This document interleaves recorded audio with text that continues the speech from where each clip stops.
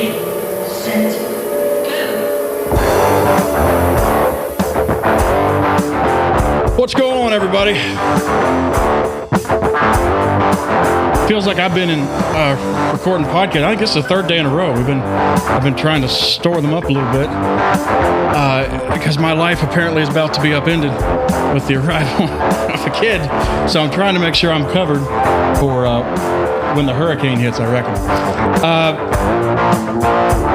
We don't have Kanan or Miss with me tonight, but I do have a guest I've really been looking forward to talking to. I got David Graf. Well, I guess let's just jump right into it, David. I'm terrible about wasting time at the beginning of a podcast, just talking about stuff that nobody cares about. So we might as well just jump right into this here. There you go. Well, first of all, then thanks for the invite. You are the first guy from out of the country we've ever had on the show, so I feel like maybe a little milestone on our part. But anyways, so you're a missionary to Mexico, right?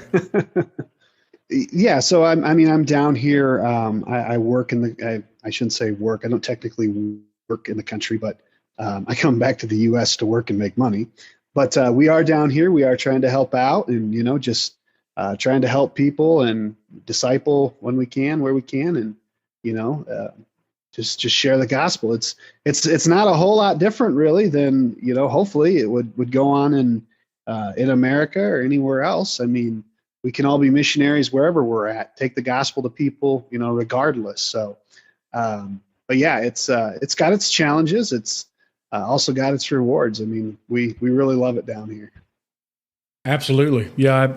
I think that's an area that I personally fail in a lot is just, I mean, we always think, and this is a bit of an aside, but I live the Christian life in front of people, and hopefully that's enough, when really I feel like, man, there's so much more I need to be doing. So I really admire guys like yourself. So maybe we just start at the beginning of this thing. I know that me and you've kind of bumped into each other before online, talking about some CHM stuff, and however far you want to go into that, I'll leave that up to you.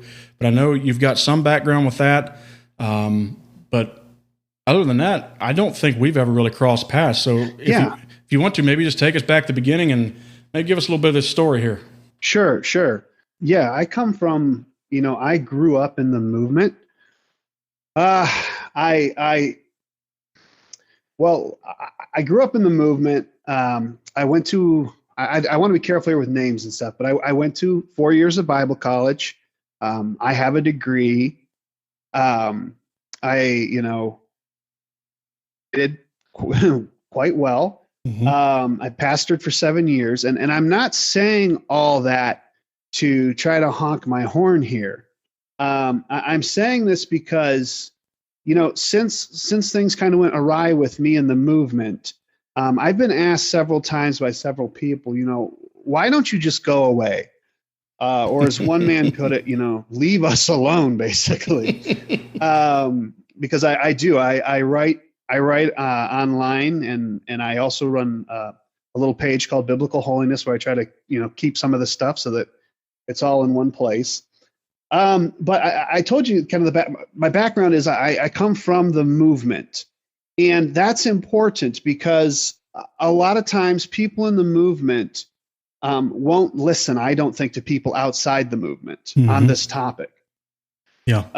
It's they're not gonna listen to a Calvinist come in and tell them, hey, that you got a problem here with this piece of doctrine, right? Because they just don't understand, or they don't know. And I say this, I try to say this humbly. I understand this stuff. I have studied this stuff probably much more than the average person within the movement, maybe more than some other Bible student, somebody special in this regard. But I have tried to diligently study in this topic. Try to study it, and it's something that I feel like I have something to say to the movement about it, and that and haven't just gone away quietly, because people, especially hopefully some young people, maybe in a Bible school or out there somewhere, who will listen and say, hey, this isn't somebody that just came in and got upset. This is somebody who was very serious about this, took this very seriously, and realized, to the best of his understanding, this just wasn't a biblical doctrine. So that's kind of why I'm telling you where I've come from, why I think it's important. Sure. Because it just seems to be something that, I've seen some people talk to other people about online. It's almost like they look down from an era of superiority, like, well, your group gave this doctrine up, so of course, you just don't understand. It's not that way with me. I do understand this doctrine. It's not a matter of, I'll have people reach out to me and try to tell me elementary things about it. I understand. I've written a number of the authors. I've written probably more of Wesley than a lot of people again, but right. I'm not saying that to brag. I'm just saying that to say that I do come at this as someone who feels like, not a know-it-all, but someone who feels like they know something about the subject and feel like what I have to say about it is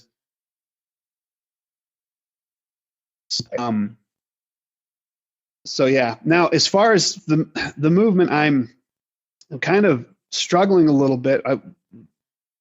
We've called it the CHM for a while, and I don't know. Did they call it that when you were growing up?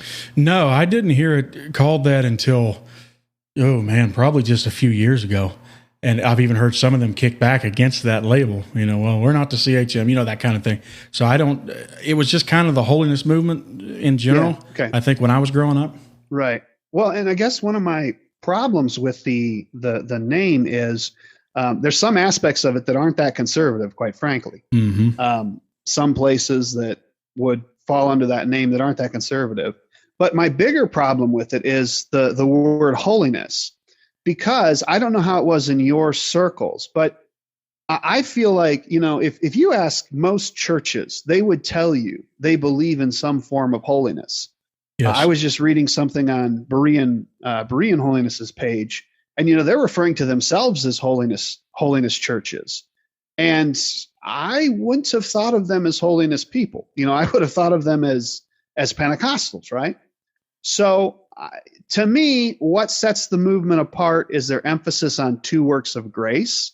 And that's why in some of my writing and some of my talking, I've moved more to referring to them as the two works movement, because I just feel like that is much more descriptive of what sets them apart from the rest of Christendom, as opposed to the notion of holiness. And I know I'm sure there's many who would say, oh, but we have true holiness. Everything else is false holiness. The problem is, if you talk to a Pentecostal, they would say if you're not speaking in tongues, you don't have true holiness. So to me, what really sets the movement apart is more that emphasis on two works of grace. And that's really where I have kind of honed in my talks with them and stuff is more on that very specific piece. So kind of a niche market in the world of theology, maybe, but I do think it's something that's very, very important that the movement looks at and addresses. And there are some people who are, actively in the movement, I think, working on it. I don't want to say their names because, quite frankly, to have me in your corner is not necessarily a great badge, but there are some positive things I feel that are happening in some parts of the movement, and I don't want to, get in the way of that too much, I guess. I really like what you're saying, and I agree with you. I think it is important, and it does seem to be, a very small segment of Christianity that believe this way. You were talking about Berean holiness, and I had Natalie was on a few months ago, and then we had I guess an acquaintance of hers, Don Van Zant. He was on, and both of them came from the Pentecostal side of it. I think pretty much identical. And I think they were of the brand of like the ones that I'd be like in Walmart in a town that I've lived in maybe for years. And I would see people that looked holiness, and I'm like, why don't I know these people? And then I would notice like a small little difference or something, of something. I'm like, well, okay. All right. Well, obviously they're not the same brand. But so I guess my question is to you, and I'm really curious about this because I'm still working through this myself as far as figuring out this whole two works thing and all that. Me and a buddy of mine, he's with the Allegheny movement. Me and him bounce ideas off each other all the time. So what was kind of your, what was the thing that you fell out with? Like what was your disagreement point on the two works theology? Yeah. So I would go back in time a little bit on that to a time before I started pastoring. I was praying, actually. I was having a time of prayer, and um like all young people probably, I faced some difficulties, and and tried to work through them, but there came a point in my life where I was really struggling to know what is truth.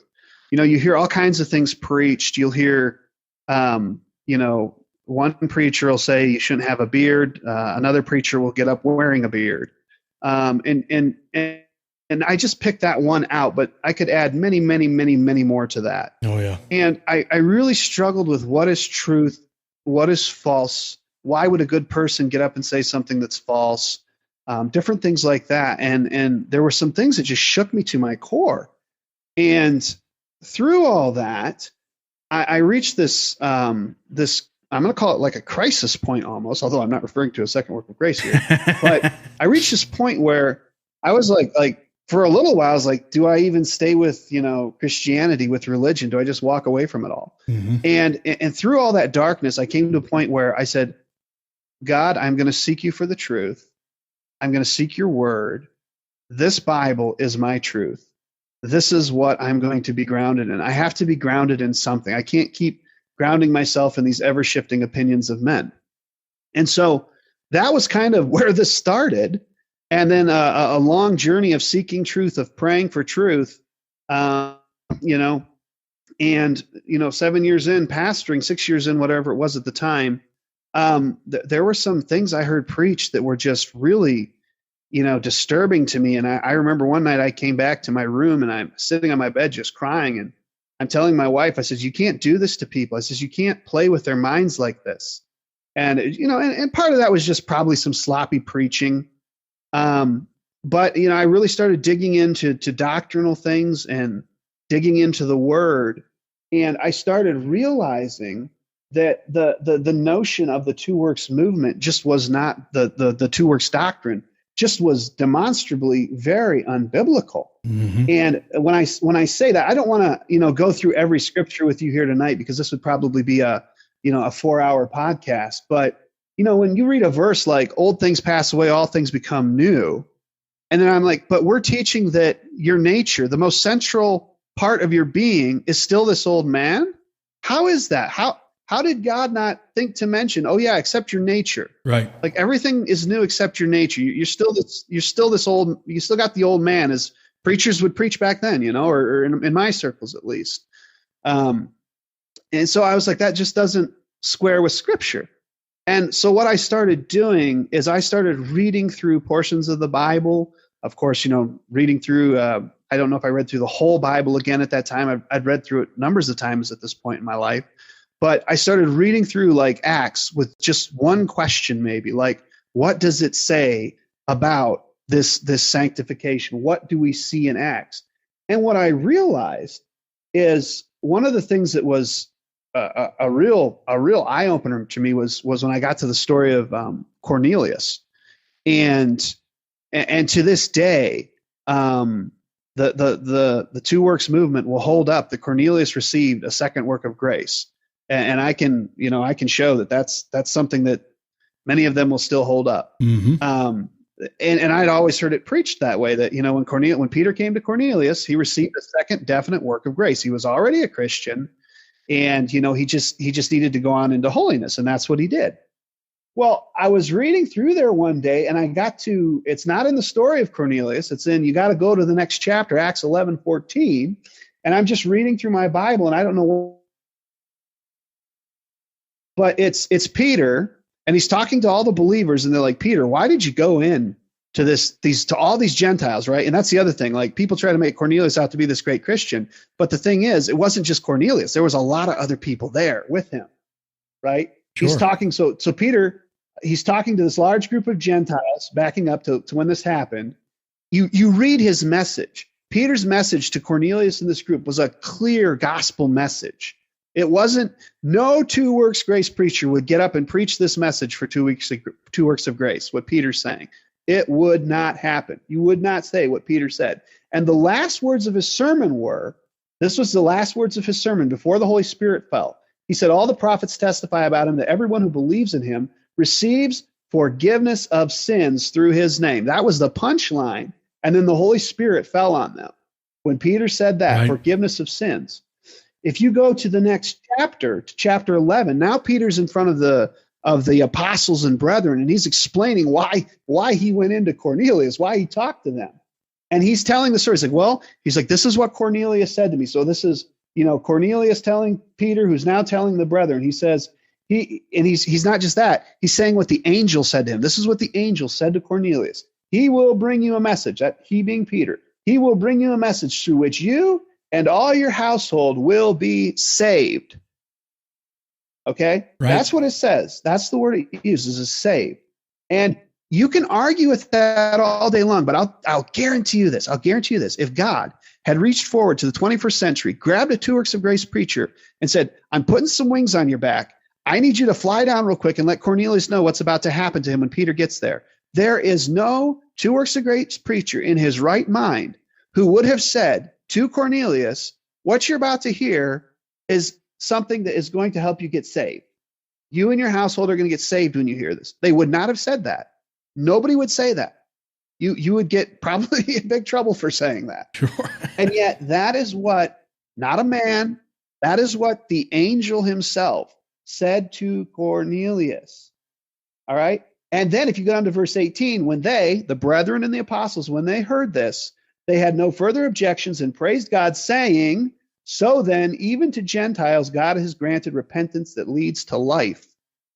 All right? They didn't say granted a second work of grace. Right. All right? We don't teach that when a person gets a second work of grace, that's when they get repentance. We don't teach that. And so, that was, man, when I saw that, when I started studying that, and I was just like, because this is a cornerstone. Cornelius had to get a second work of grace, or the doctrine pretty much falls apart as I see it.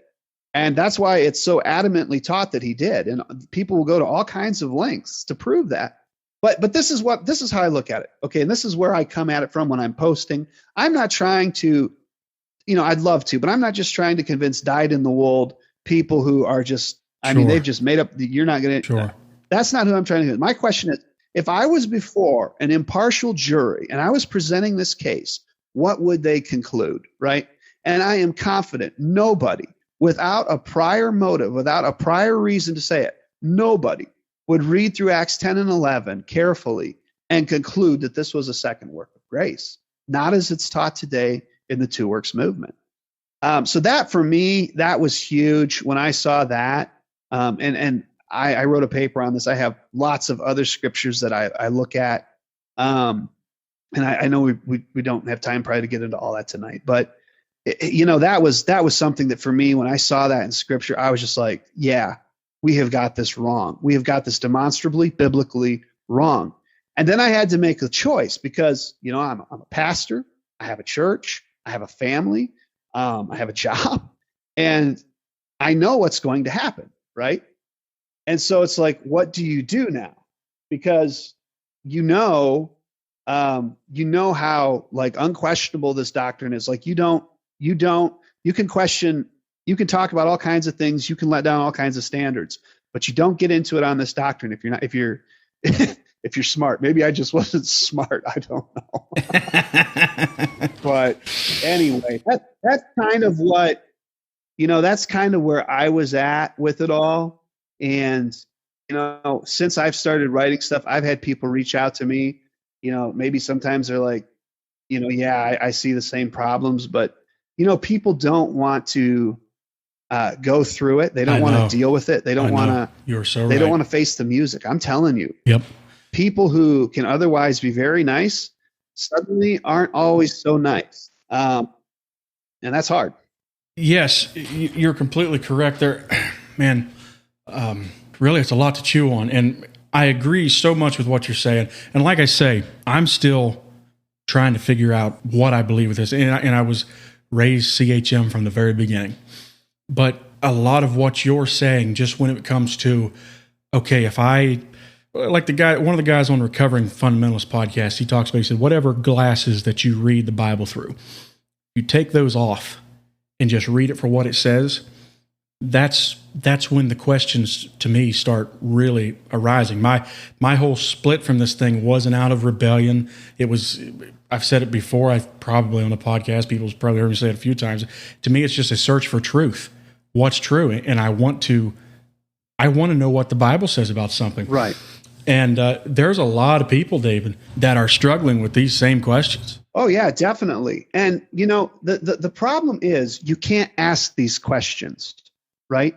I have been told, if you're questioning the second work of grace, basically, that means you don't have it, right? Mm-hmm. So as soon as you question it, well, then you're out. Basically, you need to be at the altar seeking at that point. If you ask an honest question about it. Now, maybe there's some room given to young people or in school or something. I did have some people in school who allowed me to ask questions without too much trouble. But I had a situation a while back where there was a meeting of minds within the movement, and I said, "Hey, I want to come, right? I want to be there because I want to talk about this, right? I'm very interested in, participating." Right. And they said, "Sure, yeah, come, fill out this packet." And to come, you basically had to pledge allegiance to the two works doctrine. Oh, that's crazy. And I'm like, I can't do that. No, I said, that's baloney. It's pretty obvious. It's pretty obvious I disagree, right? And so I'm like, to me, it was like, and I came up with this little parable. I said, it's like, imagine if you had this group of people who they called themselves the red means go, green means stop. And that was their mantra. And they sat around and they talked about it and they had meetings and they pushed it and they held up signs. And I said, the only problem was their people kept getting killed at intersections because, that's what they taught people was red means go and, green means stop. And I said, they had workshops to try to fix it and they brought in professionals to try to help them. But the one thing you had to do to come in is you had to agree to the mantra that red means go and green means stop. Otherwise you couldn't talk to them. Mm-hmm. And it's just, you can't solve problems like this if you're not willing to put everything on the table and look at it. This is a major problem in the movement. It has serious ramifications. There's many people constantly casting away their confidence. I was one of them. Many people constantly going back. Am I sanctified? Am I really sanctified? Is there something else? Is there more, self or something I need? Didn't I die? I thought I died. What's going on here? And they're back at the altar. Every revival, every other revival, there's serious ramifications on this to people's spiritual health and well-being and peace with God.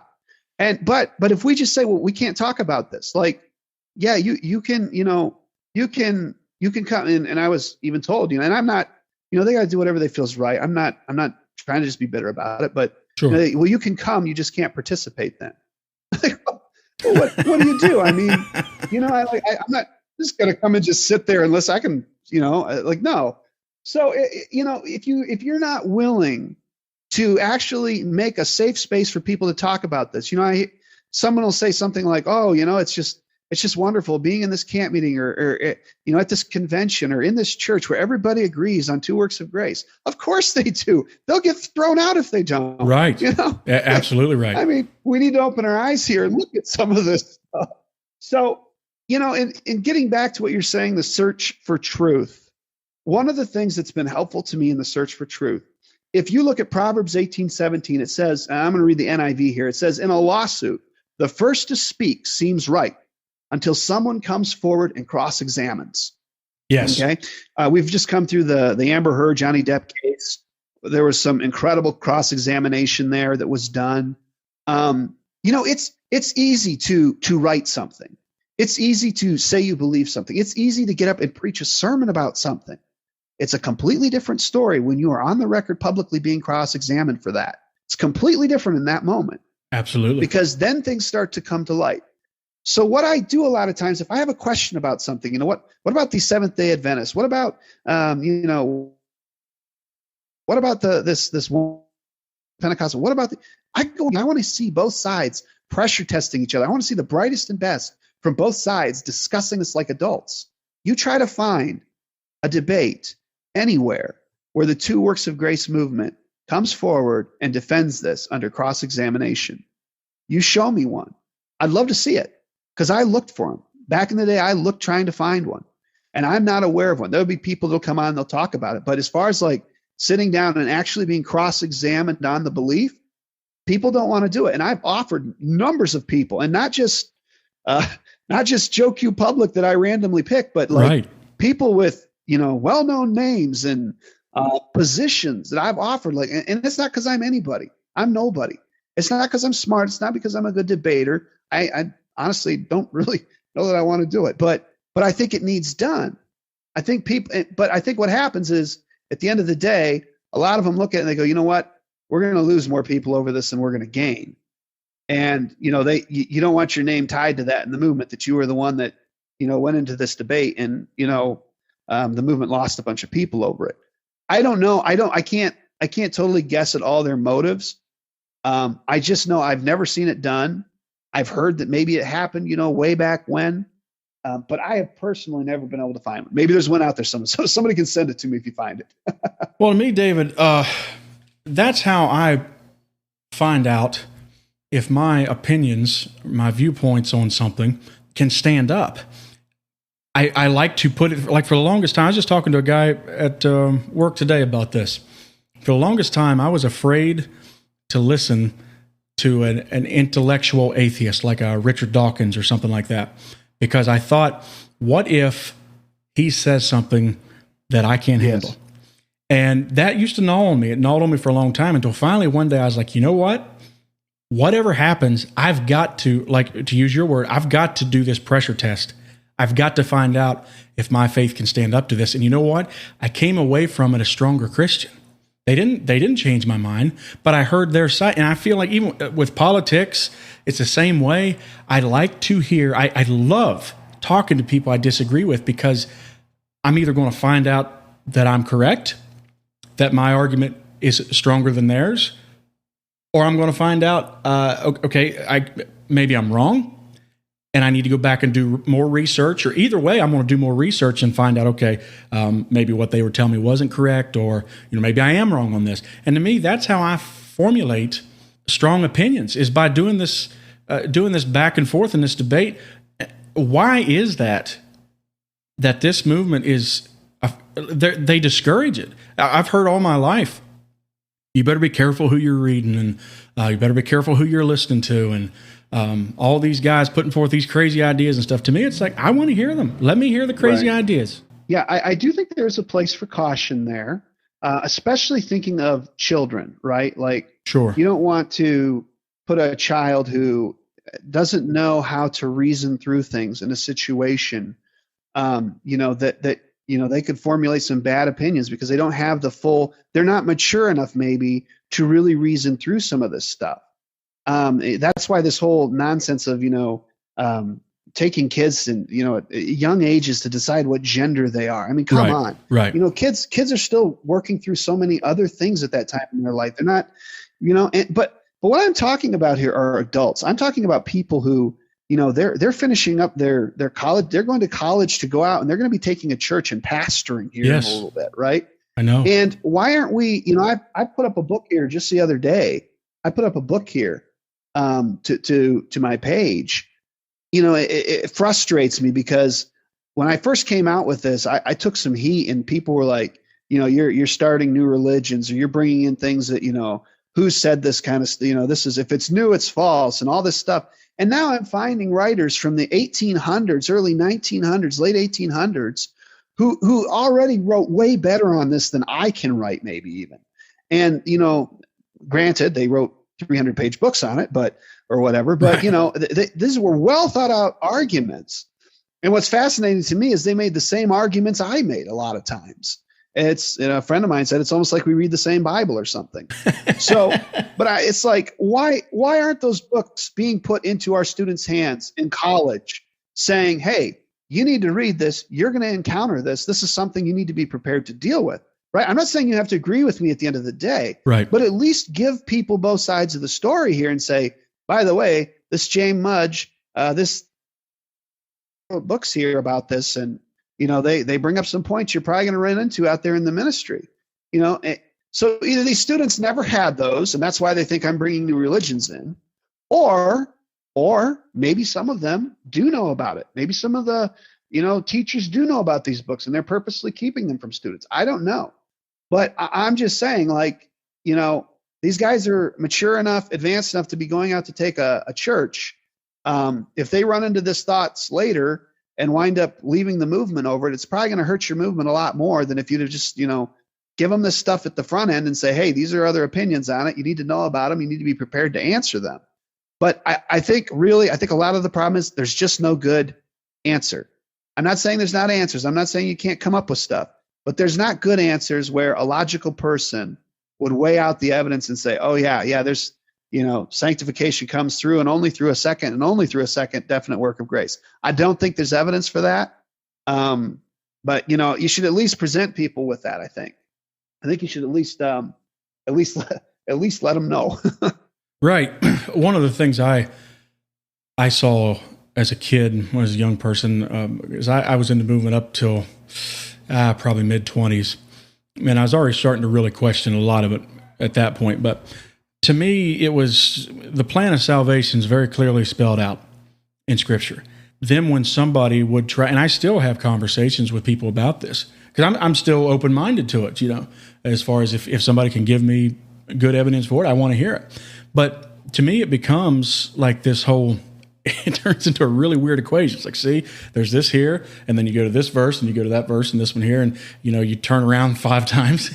It's like, dude, I'm sorry, I can't follow you. I don't see it saying what you're trying to make me believe that it says. You know what I mean? Yeah, I know exactly what you're saying, because they're basically what you do is you skip around on all these different proof texts. Like, okay, now turn over here. And what's is, here's Cornelius, right? He's sitting here, and yet we're to believe. I don't know how many camp meetings you've been in. I don't know how many revivals you've been to, but if you've ever watched people struggle to get a second work of grace, right?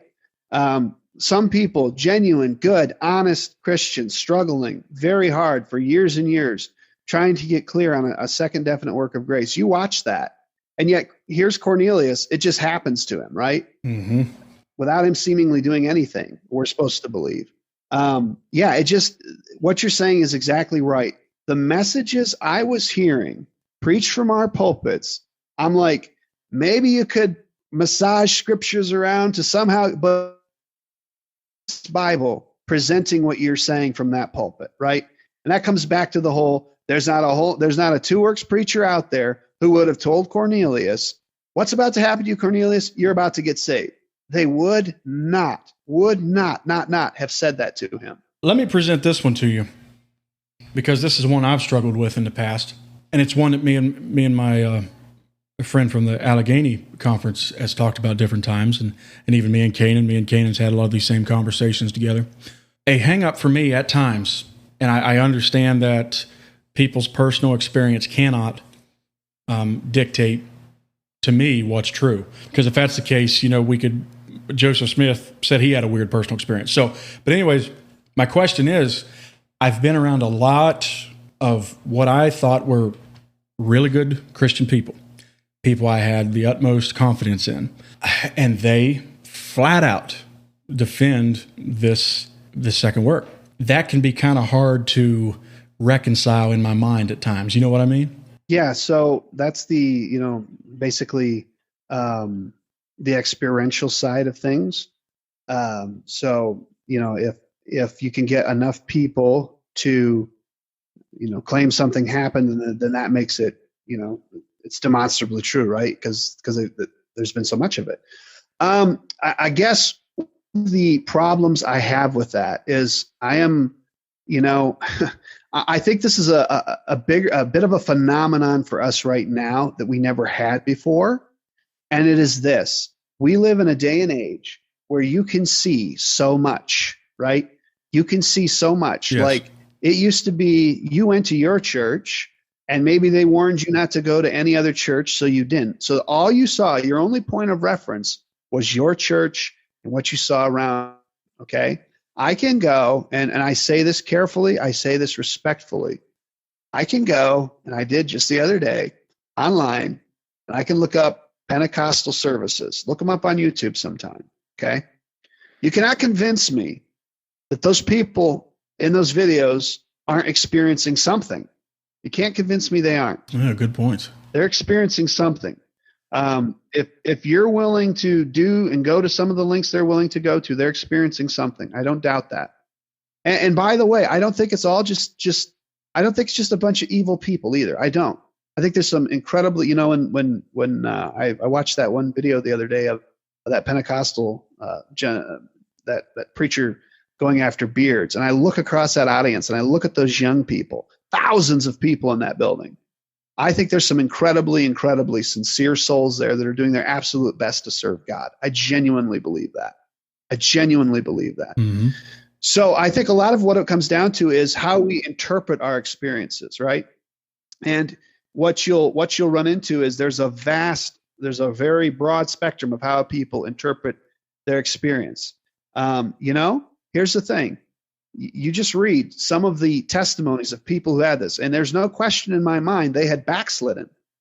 If they'd ever been saved at all, they had backslidden. You just read their testimony, and that's not me making something up. Many, many, many Two Works of Grace preachers will tell you that a lot of people who claim a second work just got saved. That is something they will say from the pulpit. That's not me making that up. Right. I think that's the case sometimes. People literally just got clear with God on something that they'd been holding out from him.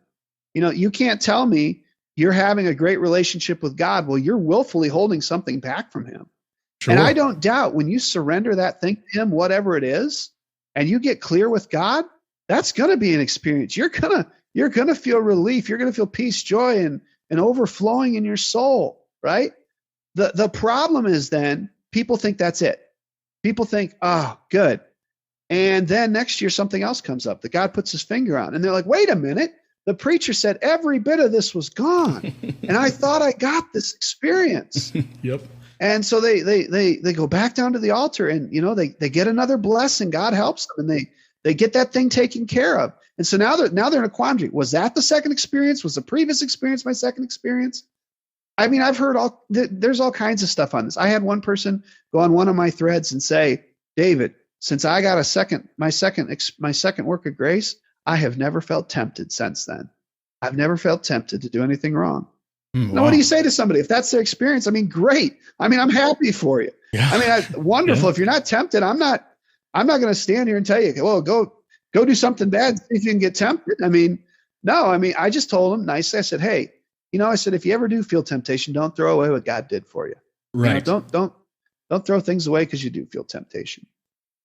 So that's the hard thing with experience. When we start, and this is what happens, we make our doctrine out of our experience. Okay. I don't really even have so much a problem. If somebody wants to claim a second work of grace, I might talk to them about it and try to, work through what actually happened with them to make sure they don't trip up down the road. But I don't have a problem with that. My problem is more when we become censorious of those when we start, I might have just made up a word there. When we start censoring people who don't see it that way.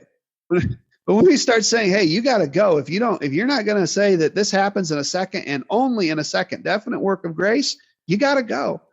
To me, that's where we've crossed the line. That's where we've crossed the line. And that's where, unfortunately, I think a lot of the movement's at. So, that's kind of how I look at it. I've read different analysis of why people experience the things they do. And that's just kind of, that's where I come at it from. But again, for me, it comes back to what does the Bible say? Because at the end of the day, I want to make sure I'm living in accordance with this book. I agree 100%. And it can be hard, especially when it's people you do have confidence in. But like you said, at the end of the day, it's got to come back to what's the book say? We either base it on that or what are we actually basing it on? I want to ask you about this as well.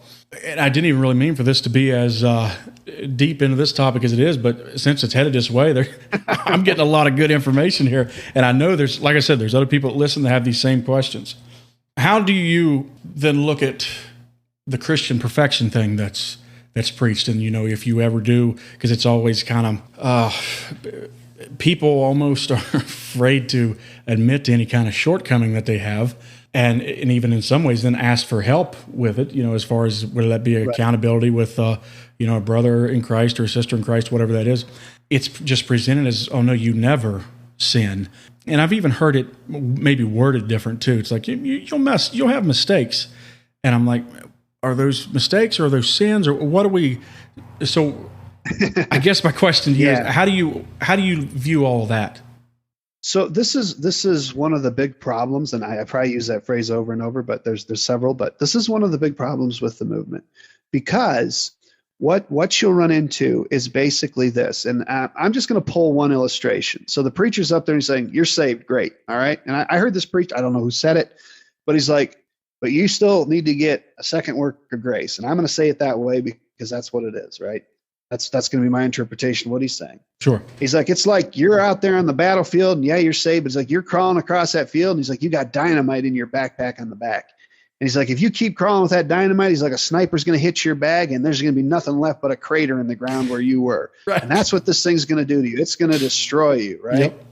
And that's the approach that's taken. So what do you get from that, right? Well, just get this backpack off your back, and you'll never fall. I mean, that's that. Basically, it's taught. You either get a second definite work of grace, or you're just eventually. I mean, you don't have to, because we're not Calvinists, but eventually you're going to fall back into sin. Yeah. So that's kind of how it's put out there to people. First of all, I don't think that's biblical. Here's what you do, and I've asked this question to numbers of people. Ask any two works of grace preacher. Ask them this question. Go up to them, just say, "Hey, I want your opinion on this. What's the difference? All right, what is the difference between somebody who's being tempted before they've got a second work of grace and after they've got a second grace?" And you'll probably get some line about, well, before, when you're tempted, there'll be this thing that rises up within you and agrees with the temptation. That's probably, you'll hear something like that told you. So be like, okay, so tell me more. Like, what does that look like? Like in real life, what's an example of that? Because the problem is, if there was nothing left in us that agreed to temptation, we would not be tempted. It's just that simple. Right. I worked alongside a very, very ultra conservative preacher for a while. And he told me this. He said, "Dave," he said, "for temptation to be temptation, it has to be tempting. Otherwise, it's just an inconvenient thought or idea." And that is so incredibly true, and that is so incredibly important. And yet, in a roundabout way, we're telling people that temptation is going to be less, or it's not going to push you over the edge, but nobody can tell you the difference. I've asked this question numbers of times, and I've never had what I felt was maybe I'm just biased, but I've never had what I felt was a very satisfactory answer to it. What is the difference, right? Because most preachers will tell you, "Oh yeah, you'll still be tempted." But why? Why would you still be tempted? Right. It doesn't make sense. Right. It doesn't add up. It doesn't add up. Well, it's because, your natural humanity will, you'll see that woman, jogging on the bridge, and your natural humanity will want to look. Okay. So what's the difference between that and my carnality wanting to look? What's the difference? Well, there's a difference. And I've literally had them say, God just has to show you. So you have to have some sort of divine revelation.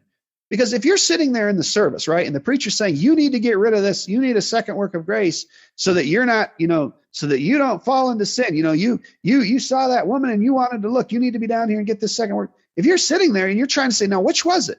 Was it just my human temptation? Right. Or did something rise up in me that wanted that? What on earth is the difference? Nobody. I almost guarantee you, I have not been able to find anybody. Nobody can tell you the difference. Because for temptation to be temptation, it has to be tempting. End of story, right? 100%. Otherwise, we're talking about something completely different.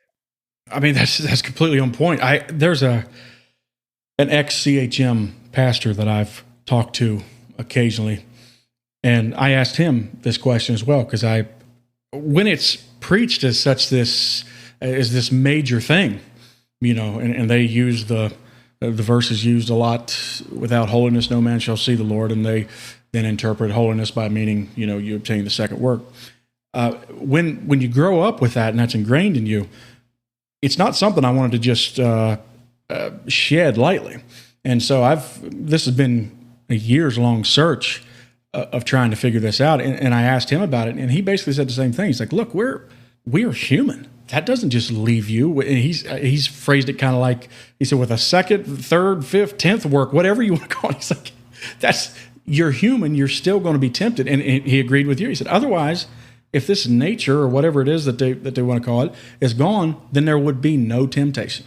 Right. So then you have to ask yourself, what is the difference, though? Right? What is the difference between a temptation from this nature and a temptation from my human nature? That's the question that needs answered. Because if you're sitting there trying to figure out if what you got last year was real or not, you need to know how to divide. You need to know how to parse this, right? Where is this coming from? Is this coming from within or is this coming from without? All right. Is this my human nature? Is this my carnal nature? Which is it? You need a way to tell people which it is. And I'm telling you, in my experience, they do not know. They do not know. And, to me, that was something that when I realized that too, I was like, wow, this is incredible. Absolutely. And also, when I read Romans chapter 7 and read Paul's description of himself, it's kind of hard to reconcile that with what I have heard preached in the CHM. And I've heard people say, well, that was Paul. He was describing his former self. And I'm like, well, that's kind of an interesting way to describe your former self by saying, I am, I am having these struggles, and he would say, the things I want to do, I don't do them. And the things I don't want to do, I do them, and he's talking about this battle with his flesh. So to me, I just kind of have settled down on the side that, hey, temptation is just something we got to deal with. We got to try our best every day and just keep working at it. Yeah, I mean, temptation, and here's the thing too, with maturity, I think temptation lessens. I agree. Okay. So I think every time you say, let's say you were, addicted to cigarettes, I think every time you say no to the flesh, no to that desire, you strengthen your resolve, right?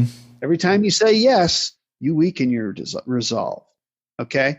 So, yeah, sure. I mean, maybe, a 90-year-old Christian could get up and say, boy, there's hardly anything left in the world that tempts me. That's very possible. And that's wonderful.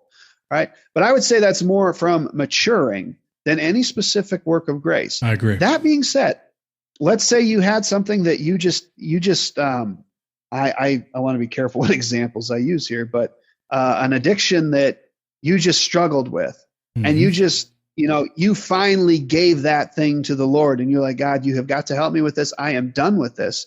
I'm not saying, we've all heard the story of the drunk that gets saved and says, I never had another desire for alcohol after that. Right. That's totally possible. I'm not ruling that out. I'm not. I'm not making light of that. I think it's wonderful when it happens. But I don't think we can say it's a hard, fast rule for all people everywhere that that's the way it's going to be for them. Right. I don't think we can say that because I think there's too many biblical and too many other examples where we can say, hey, this good person like Jesus was actually tempted to do something that would not have been right. The thing is, here's the thing, the movement is in a situation it's never been in before historically. All right. It used to be you went to your church and I think that was about it. Right. Maybe yes. At least that's my understanding. Okay. Maybe every once in a while you went over for a Christmas program somewhere else, but you went to your church. Now we live in a day and age where people can get on the internet and they can critique a sermon. They can say something publicly that can get seen thousands of times by thousands of people, if not more. And so the movement, I think, it used to be this thing where, people just, if they disagreed, they just went away and, you didn't hear from them anymore. They moved to another town or whatever. But now we're in a situation where we can keep up with each other and we can say, hey, look, Dave, he didn't leave because he wanted purple hair. He actually had a problem with the doctrine and he's saying this is what the problem is.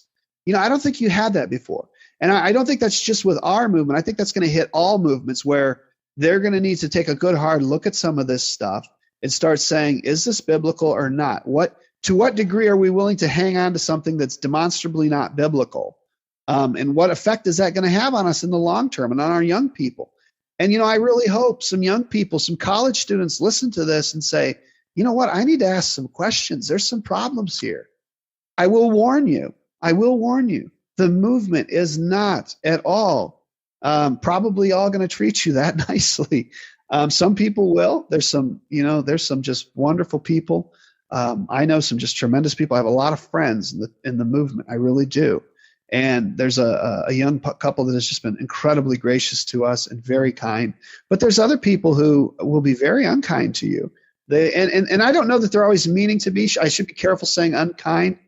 They'll say very harsh things to you. And I think sometimes they're doing it out of love. I think sometimes they're just not a nice person, maybe. Right. But I do think sometimes they're doing it out of love. But they'll tell you, they'll tell you some pretty hard things. They might call you some hard names. If you cross grain with this doctrine, at least right now, it could cost you. It could cost you your position. It could cost you your church. But I guess at the end of the day, you need to ask yourself this question: what am I going to teach my kids? What am I going to teach my parishioners? What am I going to teach the people 100%. That sit in my pew? Yes. Am I going to teach them my best understanding of the truth? Or am I going to teach them something that, you know what, I've got serious doubts or I know is wrong? And, that's a question you need to seriously ask yourself before God, I think. And, I just, you don't have to come to my conclusions, but at the end of the day, stand before your people, stand before your family, stand before God, saying, you know what, I'm doing my best to teach, to preach, to believe what I believe to be the Bible truth. Well, David, I don't want to hold you too long. I could talk to you all night about this thing. I think you probably present the most well thought out rebuttal to it that I've ever come across. It's interesting because I've read through some of the articles and stuff that you post online, and a lot of times they get a little over my head. But in this conversation tonight, you've been able to break it down to, our podcast called Hillbilly Broadcast, we're not known for being exactly a bunch of intellectuals, but you've been able to break it down so well. You present a well thought out. You can tell just by listening to you, this is not something you just woke up yesterday and decided to start hollering about. And so at any time that you want to come back on, as far as I'm concerned, you got an open invitation. This is great. One thing I do want to mention to you before we wrap it up, I think the first time that me and you ever wrote back and forth was after we did a podcast. It was getting close to a year ago now, talking about the CHM, and you wrote to me and you said, I think that people may, I forget exactly how you worded it. In other words, people might take it more seriously if you had somebody on that believes that way to kind of present their side of it. Do you think that is that something that, because we've just talked about their lack of debate, do you think there's a possibility that any of them would be willing to do something like that?